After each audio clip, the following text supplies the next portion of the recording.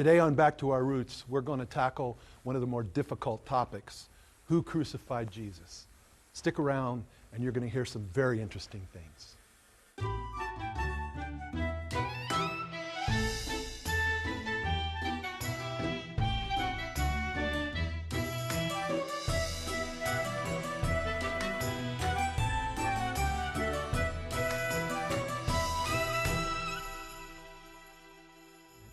And welcome once again to Back to Our Roots. I'm Pastor Alex Schessler, and this is my co-host, Rachel Hyman, Minister of Music. Yeah, and we're so happy that you've joined us today. Today, we have what some people might consider a pretty heavy topic, Rachel. Yes. Because we're going to be talking about who crucified Jesus. Mm-hmm. And I want to tell you that for many people, this goes very deep. Of course, it's a very important subject, especially as we get into the context of how it affects the Jewish people and how they interact with Christians and their acceptance of the gospel because of that. Rachel, have you had experiences from a negative standpoint before we really get into this? Well, it was just interesting growing up as a Jew. Occasionally, I had some Christian friends who would invite me to their churches, and they were nice people, but I've always heard that, the Jews killed Christ, or we were called Christ killers. And I thought, well, how welcoming is that? Why would they even want me there? I murdered their hero. So right. it wasn't very welcoming. I have my story that I always kind of comes up in me. I was very young. I was in fourth grade. And I remember going out into the playground, and this girl in fourth grade along with me, she walked up to me and she just smacked me in the face and said, "You killed my God." No way. And it was because she had sat in church and had heard a sermon or something, I'm assuming, where they talked about that the Jews had killed Christ. We're going to get into this, and I want to invite our special guest, as always, our good friend, Alexander Bolitnikoff. We call him Sasha. Sasha, why don't you come on out and join us? Hey, Sasha. Good to have you again, Sasha. Yeah, good to be with you again. Yeah, this is our resident theologian. Yes. So, Sasha, today's program, as I started out, really can get kind of heavy, and we have to deal with this because it's an important topic.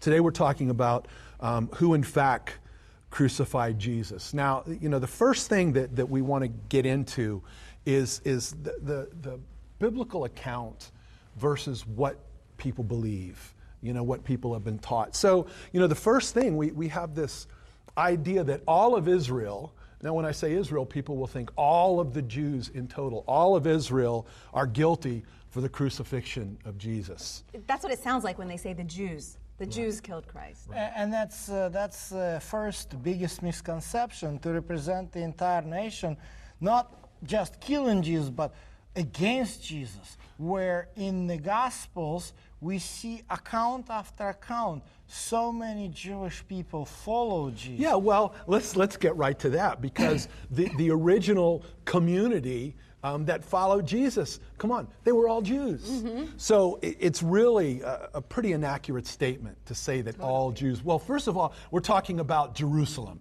because that's where it happened, outside of Jerusalem. So however many percentage of Jews were there, there's a lot more Jews than just the Jews were in Jerusalem. In fact, it is interesting that in the book of Acts, chapter 13, Paul, talking to a synagogue which is outside of Judea in diaspora. The diaspora, so people understand, is anything that is outside of Jerusalem would be considered diaspora. Outside of Judea. Because we're actually, where we are here as Jews, we're in the diaspora. We're outside of the land. Yes. So he talks there, and he specifically says that the people of Jerusalem and their chieftains, they were the ones who actually set the crucifixion in motion. So what is when they say chieftains? What is that? What would that be? Chieftains means the high priests. Okay, would that be the Pharisees and the Sadducees, maybe the people that sat on the Sanhedrin, which was like the governing body? We have to be differentiative here when we talk. because there were definitely two groups of religious Jews in Jerusalem, Pharisees and Sadducees. There were some smaller groups, but let's talk about the Pharisees and Sadducees. The Pharisees actually were they represented the poor people, and they were the ones who taught in the synagogue all across the country and even abroad. The Sadducees were elite, Jerusalemite elite, very politicized, very in cahoots with the Romans. Right. And they were actually, for them, Jesus posed a big threat because with his sermons, he was threatening their political powers. And the Romans put pressure on them because Romans relied on them for the order in Judea. Right. Is it true, Sasha, that the main theological difference, since we're talking about the Pharisees and the Sadducees, I'm sure there was a lot, but the one that's most commonly spoken of was the fact that the Pharisees believed in the bodily resurrection of the dead, whereas the Sadducees did not. Is that correct? Yes, this is what's written in the New Testament, and it proves one thing, and I don't have time to go into the entire history of this, right. But to explain it simple as this. Pharisees were, the word Pharisee means the interpreter of the Scripture. Okay. And Pharisees were teachers who, for the past about 150 years, taught the Torah to the simple people around Judea. Sadducees were the ones who were rich people. They were very Hellenized. They accepted lots of Greek Hellenistic so that would be the tradition. Greek, right. Yeah, they wanted to compromise between the outside paganism and Judaism. They wanted Judaism to sort of blend into the general Hellenistic world, which was established especially after the Alexander the Great. Right, right. So basically what happens, you see in the New Testament fierce verbal discussions between Jesus and Pharisees. Mm-hmm. Because Pharisees envied Jesus' authority as the rabbi. He was not one of them. He didn't teach on their authority. Few times they ask, who gives you the right to do the miracles? Because and they really are upset that he didn't study with any of the rabbis. Right. Sadducees come from a different angle. They say, hey, his preaching will raise rebellions, and the Romans will remove us from being their puppet government. So really this, in essence, comes down to fighting over power. Mm-hmm. And it's a sad thing when we think about this first century period. We have the great Herodian temple that all the sacrifice and everything is going on, but really in this period it's just a shadow of really what it was. The Ark of the Covenant is no longer there, and it really almost becomes this puppet religious figure that's there, even as far as the high priest at this point, right? Oh, because exactly. The high priest is someone who's really more under the thumb of Rome than this is a religious institution. Well, to begin with, Herod the Great, the King Herod the Great, was not a Jew. He was Idumean. The Idumeans are the descendants of Esau. He converted to Judaism for political reasons because he wanted to stay in power. Then you have these high priests.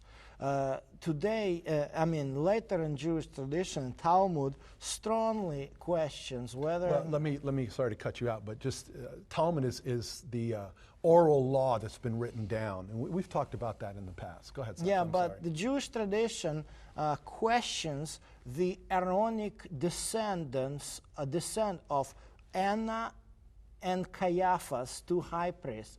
They were brought in politically. Josephus in his history questions their Aaronic origins, their lineage. Yeah. So in other words, they're saying that these guys that have ascended, that are sitting in this high priest role, aren't of the Aaronic line, which is what God had established, that it would be a priesthood forever under the descendants of Aaron.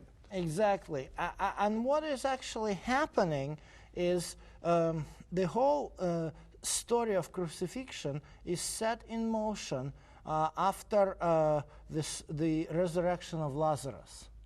And that's what sets the Sadducees, gives them a big anger, because as you mentioned, they were against the resurrection.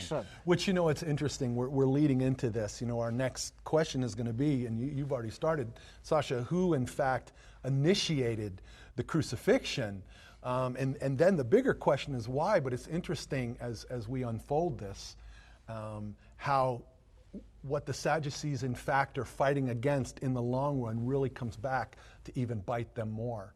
Once they, you talked about how it was initiated by the resurrection of Lazarus, and since the Sadducees did not believe in the resurrection, as soon as there's this idea that Lazarus is raised from the dead, well, it's really flying in the face of everything that they taught. Well, what John, and the Gospel of John is the great gospel to read about this, because it unfolds the debate. John at first shows the debates of Jesus with Pharisees, but then the main point, the highlight of this debate is his divinity, because Jesus is not interested in being recognized as just a human Messiah. He is really pointing to the fact that he is divine. In fact, in John chapter 10, during the holiday of Hanukkah, which is a historical Jewish holiday, he comes in straightforward, and he says, I and the Father is one. Right. And so the temple people, the Pharisees and Sadducees, both get upset about this. They take stones and want to stone him for blasphemy. In fact, blasphemy comes back in Matthew, because that's what he was actually indicted with, by the Sanhedrin. But at this time, at the time of the Feast of Hanukkah, or it says Feast of Dedication in English Bibles, it is left like hanging, So December passes, and so we come closer to the end of the winter, to the beginning of the Passover season, and then we have Jesus back in Jerusalem, and he is in Bethany, and here his friend Lazarus dies, and he comes straight in, and he has this great miracle of resurrection. And this chapter has a great proof. Chapter 11 says, after this, many Jews believed it. An interesting thing too, Sasha, he waits for 3 days, right? Which there's a whole rabbinic connotation behind that. That's not just coincidence that he waits 3 days, right? Oh, yeah. Isn't it true that within the rabbinic understanding of the day, that you had to be dead 3 days to be really dead? Yeah, exactly. Otherwise, it could be considered just a clinically dead. Partially dead. Yeah, and come back. And now he's really dead. He smells. So Jesus waited until Lazarus was really dead before he came, which again, that just comes right back at what the Sadducees believed, that there was no resurrection, and here's Jesus raising Lazarus. And it flies in the face of Pharisees, because actually by raising Lazarus from the dead, he proves the point that he and the Father is one, that he has a power to raise people from the dead. In fact, he does it not through the prayer. He just does it, tells Lazarus, come forward, boom. Right. So it's his own power, not... So now we have the Sadducees, to a greater extent, and the Pharisees as well, seeing the things that Jesus is doing and raising Lazarus, which goes absolutely against, what one of their main tenets, one of the main things that they believe, and they see their power being relieved from them. So this is where we get to, they're really the ones now that initiate this move towards the crucifixions through Rome, right? Yeah, because they didn't have power to sentence someone to death. Exactly. So they had to create a scenario so that they could present them to Rome, to Pilate. And it is interesting, again, when we see the reaction of the Sadducees and the high priests to the fact that so many Jews started to follow Jesus. They were really scared that they're going to lose the power and authority. And so Caiaphas, the high priest, was the one who initiated this idea of one person dying for the entire nation to save the nation. And that's when John says, oh, he didn't really know what he was talking about, because in reality, that was the mission of Jesus, to die for people. He spoke prophetically and not Yes. even knowing it. So the Jewish government at that time, they don't have the power, as I said, right? They can't sentence someone to death. So they have to turn to Rome. Yeah, before they do this, of course, they had to convict an individual in the crime which would lead to a capital offense. And then there had to be a capital offense then for them to present it to Rome. Yeah. An appeal for capital punishment. And they had difficulty because according to Jewish tradition, and it's very clear that the Sanhedrin was supposed to present a fair trial. It was very rare when an individual would be convicted in capital offense. It was a special set of procedure where there had to be a true, at least two witnesses. There would be a true witnesses. Right. And according to the Jewish tradition later recorded in Talmud and Mishnah, these two witnesses were the ones who were supposed to start throwing the stones at the criminal.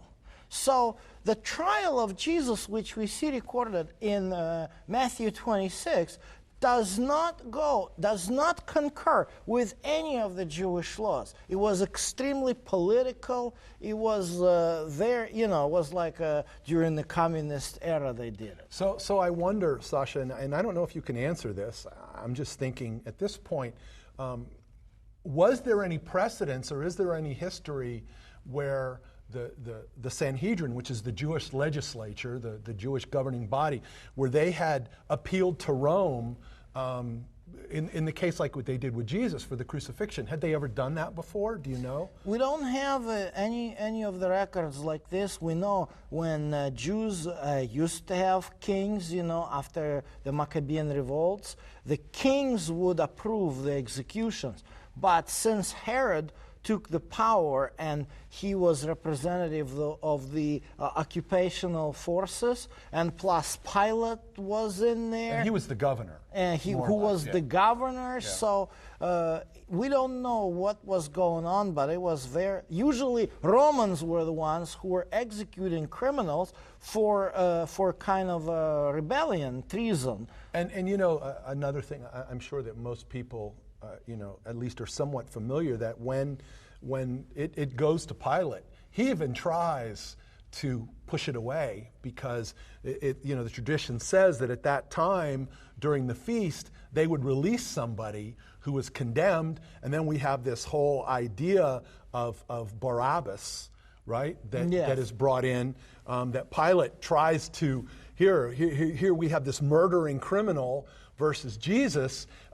Which one do you want to set free? And the accounts say that they start screaming, give us Barabbas, which seems to be another one of those proverbial nails that says, look how the Jews responded. Here even was an opportunity. But again, I think as we read the accounts, it's probably such a small percentage that are like the rabble rousers. Exactly. These are the members. See, the Sanhedrin was called hastefully. So there was not enough members. Mainly, also the members of the Sanhedrin were Roman-appointed Sadducees with 2 or 3 Pharisees. Like we hear about Joseph of Arimathea, we hear about Nicodemus. There were few Pharisees that sat on this governing body, the chief Sanhedrin. And so then these people come into the courtyard of where the Pilate's residence is. And if, I'm sure you were going through these places around the Via Dolorosa in the old city of Jerusalem, no more than 50 people could fit into any of the courtyard. So it's a very small group. They're so small, so it is absolutely impossible even to infer that the entire Israel was behind these people. So let me switch over as our time is winding down once again so fast. Sasha, over the years since I've been a believer, as I thought back to those years prior to being a believer and some of the things that were said to me as a Jew, and now really understanding the truth of the gospel, is that, if we don't understand that it was our individual sin that put him on the cross, we can't find atonement in what he did on the cross. So the really sad thing is that whenever somebody is pointing the fingers at the Jews and saying, oh, it was the Jews that killed Jesus, then they're missing the whole point of gospel, of the atonement. And I know that in subsequent shows, Sasha, we're going to really get into this whole concept of atonement. In fact, those who point out to someone else trying to find an individual guilty in the crucifixion of Jesus, in fact, basically asserts his or her own sinlessness. Because Jesus came to die voluntarily for our sins. If it is not our sin who kills Jesus, then I am sinless. And that's the biggest offense in the eyes of God. Right. Wow. Well, and Scripture really clearly says that all have sinned and fallen short of the glory of God. So just to kind of wrap this up now, let's look at a couple things, Sasha. I wanted you to talk just a little bit about how does the New Testament address those that are really behind the crucifixion of Jesus. We have the Gospel of John, we have Acts. Let me start with Acts, because I inferred to this how what the Sadducees did, in fact, kind of backfired on them. Because if, in fact, one of the real issues they had was that Jesus had first taught about the resurrection and done it through Lazarus, well, now, once Jesus is crucified and Jesus is placed in the tomb and he resurrects, then we have in the book of Acts, we have Peter and John coming in and basically talking to the Sanhedrin there in the beginning of the book of Acts and saying, look, this is Jesus, the very guy that you crucified, that you put to death. He has been resurrected. So everything that they did to try and silence it, now it even comes back 100-fold bigger to them. And there are twofold issue about when Peter and the other apostles talk about the crucifixion of Jesus. Peter addresses Sanhedrin, you crucified Jesus. Yeah. And Peter addresses the crowd at the Feast of Pentecost. Exactly. This is the crowd of pilgrims who even weren't there when Jesus was crucified. Exactly. The fact is there is a two different response. The Sanhedrin, who is guilty in doing this, is really going against Peter, and the people who came as pilgrims, as a result, the Act says, when they heard this, they said, brethren, what shall we do now? Exactly the message of the cross, guys. It's all about our Messiah, him dying for us and for the world. Rachel, I know you have a beautiful song for us. Why don't you go get ready? Right. Sasha, tell us about this song, Donna Donna. Yeah, that's Donna Donna means Adonai, Adonai, the God, Lord, Lord, the metaphorical song about the suffering and freedom.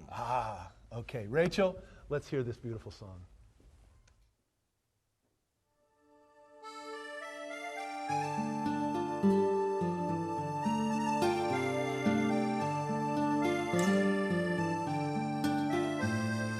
On a wagon bound for market, there's a calf with a mournful eye. High above him there's a swallow winging swiftly through the sky. How the winds are laughing, they laugh with all their might.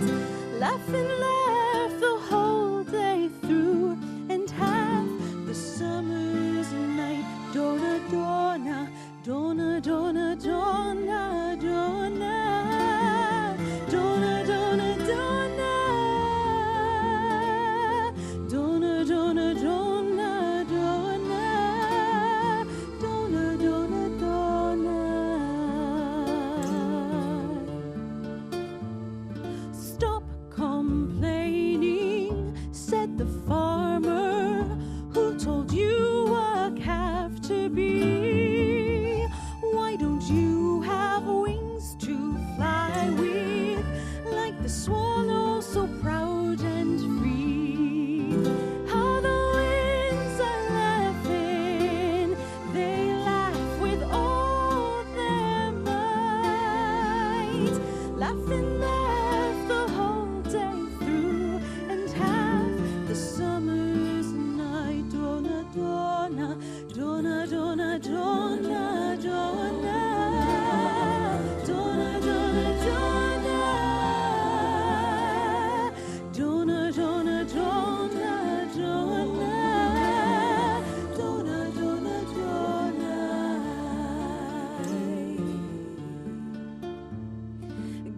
lives are easily bound and slaughtered, never knowing the reason why.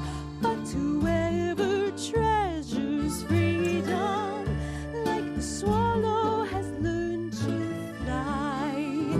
How the winds are laughing, they laugh with all their might. Laugh and laugh the whole day through, and half the summer's night. Donna, donna, donna, donna, donna, donna, donna, donna, donna, donna, donna, donna, donna, donna, donna, donna.